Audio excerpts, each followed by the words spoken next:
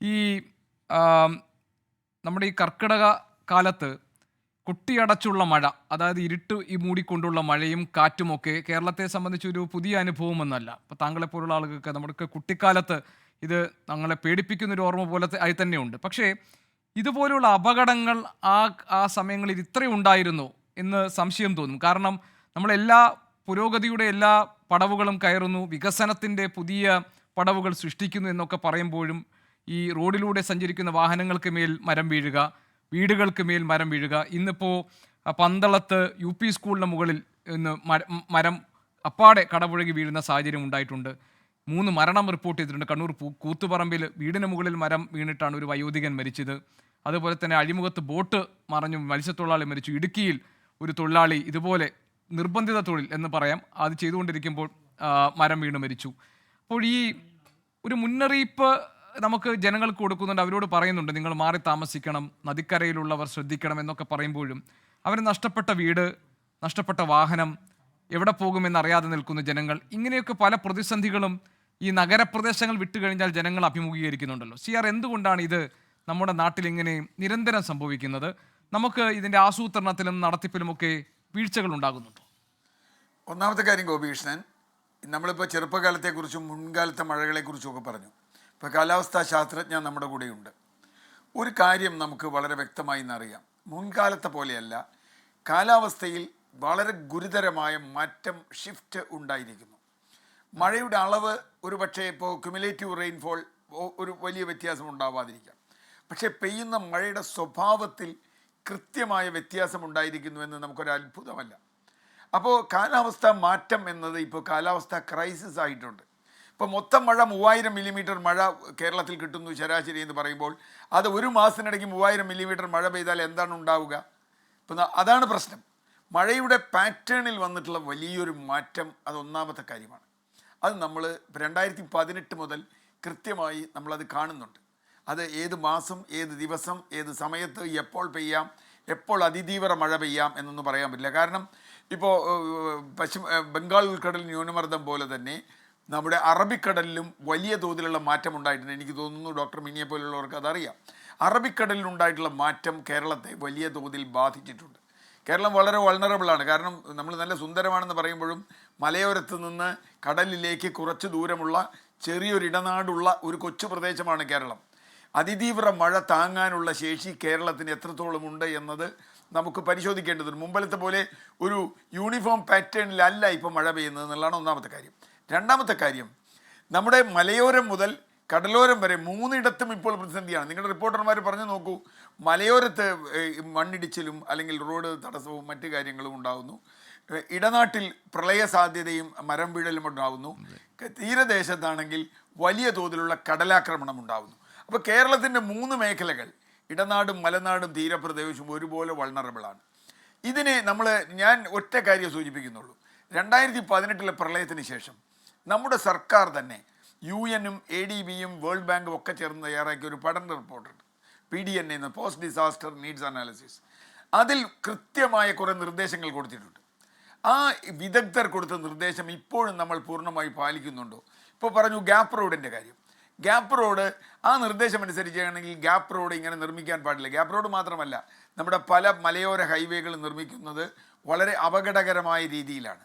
മണ്ണിങ്ങനെ എന്താ പറയുക, 90 ഡിഗ്രിയിൽ മണ്ണ് വെട്ടി പാറ ഇടിച്ച് റോഡ് ഉണ്ടാക്കി കഴിഞ്ഞാൽ അത് വലിയ തോതിലുള്ള പ്രശ്നങ്ങളുണ്ട്. അപ്പോൾ 2018 മുതൽ നമ്മൾ നോക്കിയാൽ കേരളത്തിലെ മണ്ണിടിച്ചിലും ഉരുൾപൊട്ടലിൻ്റെയും ആയിരക്കണക്കിന് അനുഭവങ്ങൾ കേരളത്തിലുണ്ട്. ആളുകൾ മരിക്കുമ്പോൾ മാത്രമാണ് നമ്മളൊരു പക്ഷേ മുണ്ടക്കയും ചൂരൽമലയും അല്ലെങ്കിൽ പുത്തുമലയും ഒക്കെ നമ്മൾ കവളപ്പാറയൊക്കെ പറയുന്നത്. യഥാർത്ഥത്തിൽ പല സ്ഥലത്തും ആളുകൾ മരിക്കാതിരിക്കുന്നത് അവരുടെ ഭാഗ്യം കൊണ്ടാണ്, അല്ലെങ്കിൽ അവിടെ വലിയ തോതിലുള്ള വീടുകളില്ല, അങ്ങനെയുള്ളത് കൊണ്ടാണ്. ആയിരക്കണക്കിന് ഉരുൾപൊട്ടലുകൾ കേരളത്തിൽ ഉണ്ടാകുന്നുണ്ട് പല സ്ഥലങ്ങളിലായി. അതെന്തുകൊണ്ട് ഉണ്ടാകുന്നു? അതെങ്ങനെയാണ് ഉണ്ടാകേണ്ടത്? അവിടെ എന്തൊക്കെ നിർമ്മാണ പ്രവർത്തനങ്ങൾ നിയന്ത്രണം വേണം? ഇതൊക്കെ കൃത്യമായി പറഞ്ഞിട്ടുണ്ട്. നമ്മുടെ നെൽവയൽ തണ്ണീർത്തട നിയമം, നമ്മുടെ പ്രളയത്തിൻ്റെ ഏറ്റവും പ്രധാനപ്പെട്ട കാരണങ്ങളിൽ ഒന്ന് നമുക്ക് നെൽവയൽ ഇല്ലാതാവുകയും അവിടെ വലിയ തോതിലുള്ള നിർമ്മാണ പ്രവർത്തനങ്ങൾ നടക്കുകയും ചെയ്തിട്ടുള്ളതാണ്. നമ്മുടെ ഇടനാടൻ കുന്നുകൾ ഇടിച്ചു നിരത്തിയതുമായി ബന്ധപ്പെട്ട് പ്രളയത്തിനുള്ള സാധ്യത വളരെ വളരെ കൂടുതലാണ്. കാരണം ആ കുന്നുകൾ ശേഖരിക്കുന്ന വെള്ളമൊക്കെ പരന്ന് കിടക്കുകയാണ്. നമ്മുടെ തീരപ്രദേശത്തേക്ക് ഇപ്പോൾ ഇന്ന് എറണാകുളത്ത് വെള്ളം പെട്ടെന്ന് ഇറങ്ങിപ്പോയി. കാരണം കടൽ ആ അർത്ഥത്തിൽ കടൽ വെള്ളം എടുക്കുന്ന ഒരു സമയമാണ്. എന്നിട്ടാണ് കടൽ വെള്ളമെടുക്കുന്ന സമയമായിട്ടാണ് നമുക്ക് കണ്ണമാലിയിലും എടവനക്കാടും അടക്കം കേരളത്തിൻ്റെ കോഴിക്കോടൊക്കെ വലിയ തോതിൽ കടലാക്രമണം ഉണ്ടാകുന്നത്. നമ്മുടെ കടൽ പ്രതികരിക്കുന്ന രീതിയിൽ കാര്യമായ മാറ്റമുണ്ടായിട്ടുണ്ട്.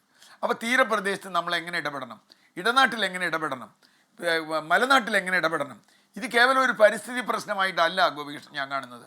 ഇപ്പോൾ അത് ഡിസാസ്റ്റർ പ്രശ്നമാണ്. ഡിസാസ്റ്റർ തടയണമെങ്കിൽ നമ്മൾ ഏത് തരത്തിലുള്ള ഇടപെടലുകൾ മണ്ണിൽ ഉണ്ടാവണം, ഭൂമിയിൽ ഉണ്ടാവണം.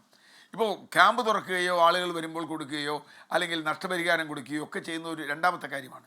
പക്ഷേ ഡിസാസ്റ്റർ മാനേജ്മെൻ്റ് എന്ന് പറയുന്നത് കേവലം ഇങ്ങനെ മുന്നറിയിപ്പ് കൊടുക്കലല്ല. ഡിസാസ്റ്റർ തടയാനുള്ള എന്ത് നടപടികൾ ഡിസാസ്റ്റർ മാനേജ്മെൻറ്റ് ഭാഗത്തുനിന്നുണ്ടാകുന്നു. ആളുകൾ ജാഗ്രത പാലിക്കണം, പുഴയുടെ തീരത്ത് നിൽക്കരുത്, മരത്തിൻ്റെ അടിയിൽ നിൽക്കരുത് എന്ന് പറയുന്നത് മാത്രമല്ല, നമ്മുടെ ഭൂമിയുമായി പുഴയുമായി ഒക്കെയുള്ള ഇടപെടലുകളിൽ, മണ്ണുമായുള്ള ഇടപെടലുകളിൽ ഇപ്പോൾ റൂം ഫോർ റിവർ എന്ന് പറഞ്ഞ് വലിയ തോതിൽ നമ്മളൊരു പദ്ധതി ഉണ്ടാക്കി. ബഹുമാനപ്പെട്ട മുഖ്യമന്ത്രി തന്നെയാണ് ആ പ്രഖ്യാപനം നടത്തിയത്. എന്താണ് അക്കാര്യത്തിൽ നമ്മൾ ചെയ്തത്? കഴിഞ്ഞ 2018 ശേഷം നമ്മൾ പരിശോധിക്കണം. ഞാൻ പറഞ്ഞത് ഒരു പ്രശ്നമുണ്ടാകുമ്പോൾ മാത്രമല്ല, പ്രശ്നമുണ്ടാകുന്നതിന് മുമ്പ് പരിശോധിച്ച് ഡിസാസ്റ്റർ മാനേജ്മെൻറ്റിൻ്റെ ആദ്യത്തെ ജോലി ഡിസാസ്റ്റർ ഉണ്ടാകുമ്പോൾ പ്രതികരിക്കലല്ല, ഡിസാസ്റ്റർ ഉണ്ടാകുന്നതിന് മുമ്പ് പ്രതികരിക്കലാണ്. ഇപ്പോൾ കാലാവസ്ഥാ മാറ്റം ഇപ്പോൾ ഒരുമാതിരി പ്രെഡിക്റ്റ് ചെയ്യാൻ പറ്റുന്നുണ്ട്, 2-3 ദിവസത്തേക്ക് വെച്ച് പ്രെഡിക്റ്റ് ചെയ്യാൻ പറ്റുന്നുണ്ട്. പക്ഷേ 2-3 ദിവസം കൊണ്ട് നമുക്കൊന്നും ചെയ്യാൻ കഴിയില്ല. അപ്പോൾ അതുകൊണ്ടാണ് ഇപ്പോൾ വയനാട്ടിൽ ഗതാഗതം തടസ്സപ്പെടുന്നു, അല്ലെങ്കിൽ ഇടുക്കിയിൽ ഗതാഗതം തടസ്സപ്പെടുന്നു, അല്ലെങ്കിൽ വലിയ തോതിലുള്ള അപകടങ്ങൾ ഉണ്ടാകുന്നു. മനുഷ്യരുടെ ജീവൻ പോകാത്തത് നമ്മുടെ ഒരു എന്താ പറയുക, നമുക്ക് വളരെ ആശ്വാസം തരുന്ന ഒരു കാര്യമാണെങ്കിലും നേരത്തെ ഗോപികൃഷ്ണൻ ചോദിച്ചതുപോലെ ലക്ഷക്കണക്കിന് കോടിക്കണക്കിന് രൂപയുടെ സമ്പത്താണ് നശിച്ചു പോയത്. അത് വീടാവാം, സ്കൂളാവാം, കെട്ടിടമാവാം, റോഡാവാം. ഇതിന് നമ്മൾ എന്താ ചെയ്യുക? 2018 സർക്കാരിൻ്റെ കണക്കെന്താ? 40,000 കോടി രൂപയുടെ സമ്പത്താണ് കേരളത്തിന് നഷ്ടപ്പെട്ടത്. എത്ര കാലത്തെ വരുമാനം കൊണ്ടാണ് ഇത് ഉണ്ടാവുക? അപ്പോൾ ഒരു സംസ്ഥാനത്തെ അപേക്ഷിച്ച് ഇതുണ്ടാകുമ്പോൾ ചില മുന്നറിയിപ്പുകൾ കൊടുക്കുക മാത്രമല്ല, ഉണ്ടാകാതിരിക്കാനുള്ള തടസ്സം. ഈ കാലാവസ്ഥാ മാറ്റം ഒരു സത്യമാണ്. ഇനിയിപ്പോൾ കാലാവസ്ഥാ മാറ്റം ഉണ്ടാവില്ല എന്ന് വിചാരിച്ച് നിങ്ങൾക്ക് ഒന്നും ചെയ്യാൻ പറ്റില്ല. Climate is changing, climate is ക്രൈസിസിലേക്ക് പോവാണ്. അപ്പോൾ നിങ്ങൾ ചെയ്യേണ്ടത് prevention is better than cure എന്ന് പറയും.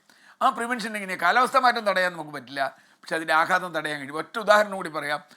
ഒരു ആളുടെ മേലൊരു വണ്ടി മുട്ടുന്നു, ഒരു ആക്സിഡൻറ്റ് ഉണ്ടാകുന്നു. ആക്സിഡൻറ്റ് ഉണ്ടാകുമ്പോൾ ആക്സിഡൻറ്റിൻ്റെ ആഘാതം ഒരു വശത്തുണ്ട്, പക്ഷെ അതിനേക്കാൾ പ്രധാനമാണ് അയാളുടെ ആരോഗ്യം. അയാളുടെ ആരോഗ്യമുണ്ടെങ്കിൽ ഈ ആക്സിഡൻറ്റിൻ്റെ ആഘാതം കുറയും. അപ്പോൾ കേരളത്തിൻ്റെ ആരോഗ്യം എന്ന് പറയുന്നത് ഭൗമപരമായ കേരളത്തിൻ്റെ ആരോഗ്യം സംരക്ഷിക്കാൻ വേണ്ട നടപടികൾ നമുക്ക് എത്ര വേഗം എനിക്ക് തോന്നുന്നത് ഈ നമ്മൾ ഒരുപാട്, അതായത് ഈ 2018 പ്രളയത്തിന് ശേഷം കേരളത്തെ പുനരുജ്ജീവിപ്പിക്കാനും കേരളത്തിൻ്റെ പഴയ ഋതുചക്രത്തെക്കുറിച്ച് ഓർമ്മപ്പെടുത്തുകയും ഭൂമിയിൽ വരുത്തേണ്ട മാറ്റങ്ങളെക്കുറിച്ചുമൊക്കെയുള്ള ആലോചനകൾ ഉണ്ടായെങ്കിലും ഒരടി പോലും ആ നിലയ്ക്ക് പോസിറ്റീവായ കാര്യങ്ങൾ പ്രായോഗിക തലത്തിൽ ഉണ്ടായിട്ടില്ല എന്ന് നമ്മൾ സംശയിക്കേണ്ടിയിരിക്കുന്നു. കാരണം തുരങ്കപാതയെക്കുറിച്ചാണ് ഇപ്പോഴും നമ്മൾ ചർച്ച ചെയ്യുന്നത്. അതുപോലെ തന്നെ ഈ ദേശീയപാതയിൽ താങ്കൾ പറഞ്ഞതുപോലെ തന്നെ മണ്ണെടുത്തതുമായി ബന്ധപ്പെട്ട് റോഡ് ഇടിഞ്ഞ് വീണ് ഉണ്ടായ അപകടം നമ്മുടെ മുന്നിലുണ്ട്. അപ്പോൾ വികസനത്തിൻ്റെ കഥയൊക്കെ പറയുമ്പോഴും അടിസ്ഥാനപരമായി നമ്മുടെ നിലനിൽപ്പ് തന്നെ അപകടപ്പെടുത്തുന്ന തരത്തിലുണ്ടാകുന്ന ഈ കാലാവസ്ഥ മാറ്റത്തെ എങ്ങനെ പ്രതിരോധിക്കും? ഈ പ്രതിസന്ധിയെ നമ്മൾ എത്ര മനസ്സിലാക്കിയിട്ടുണ്ട്, എത്രത്തോളം പൊതുജനങ്ങൾ ഇതിനെക്കുറിച്ച് ബോധവാന്മാരാണ് എന്നതൊക്കെ വലിയ വിഷയമായി നമ്മുടെ മുന്നിലുണ്ട്.